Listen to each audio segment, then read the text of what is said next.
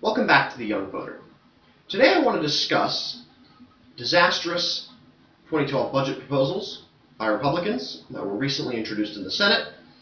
But first, I want to briefly touch on the electoral landscape going into 2012.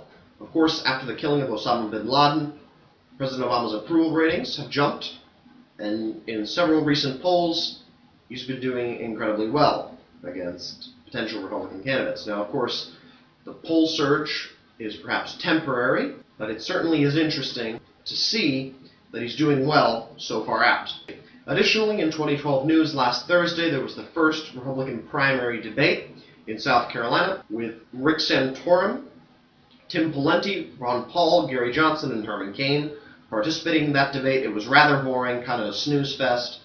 They were all pretty uncharismatic, though it appeared that Pawlenty has gained some name recognition from the debate, and it appears that Herman Cain, the former pizza executive, gained a lot of Republican primary support during the debate because he seems to be an outsider. But other than that, it was pretty boring. None of the heavy hitters were there.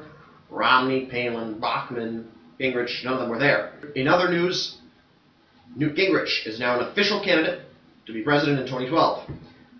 So we'll see, because currently he's polling horribly. But back to disastrous Republican budget proposals.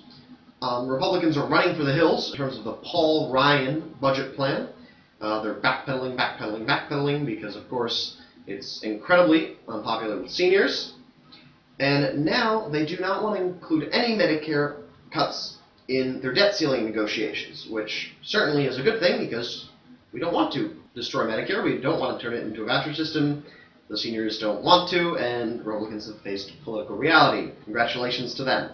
Of course, they will have to vote on the Paul Ryan proposal in the Senate, and we'll see how that ends up. However, Republicans continue to try to gut Medicaid, which is, of course, the program that provides health insurance to the poor, disabled, the most vulnerable in our society. They, of course, continue to try to attack a program that has a weak political constituency as its beneficiary, and, of course, they want to attack financial regulation, which, of course, kills enterprise and kills jobs. Of course it does. Making sure that banks don't engage in risky practices when lending out our money is certainly a bad thing. Banks should be able to engage in all kinds of derivatives so a second financial crisis and recession can ensue, because it's all about the banks, right? Of course it is. And deregulation is the #1 priority for Republican politicians because they've been bought by the banks. They do their bidding. They want to get rid of regulations so that the banks can make record profits and make you, the taxpayer, responsible. The taxpayer will have to hold the bag at the end of the day. Republicans claim that they're against bailouts. That is not the case. They're completely beholden to the banks and corporations, and proof of this is the amount of money that Republican politicians have received from the banks. The Speaker of the House, John Boehner, he received $342,000 from the securities and investment industry in the 09-10 cycle, and specifically $38,900 from the American Financial Group. Eric Cantor, the majority leader, received $516,700 from securities and investment, specifically $27,650 from Goldman Sachs. Kevin McCarthy, the majority whip in the House, $141,150 from securities and investment, and $20,000 from Goldman Sachs, $11,000 from Bank of America. In the Senate, between 2005 and 2010, Mitch McConnell, the minority leader, the Republican, has received $1,288,774 from securities and investment, as well as $76,000 from Citigroup.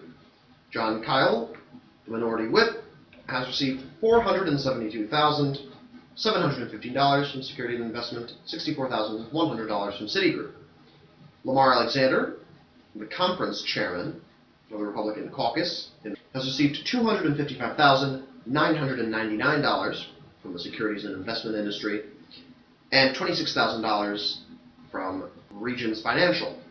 And finally, Richard Shelby, the ranking member on the Banking Committee in the Senate, Republican from Alabama, has received $754,888 from securities and investment and $72,950 from JP Morgan. So, I wonder who these politicians are beholden to when they receive this much money from banks. I don't think it's you and me. Thank you again for watching The Young Voter.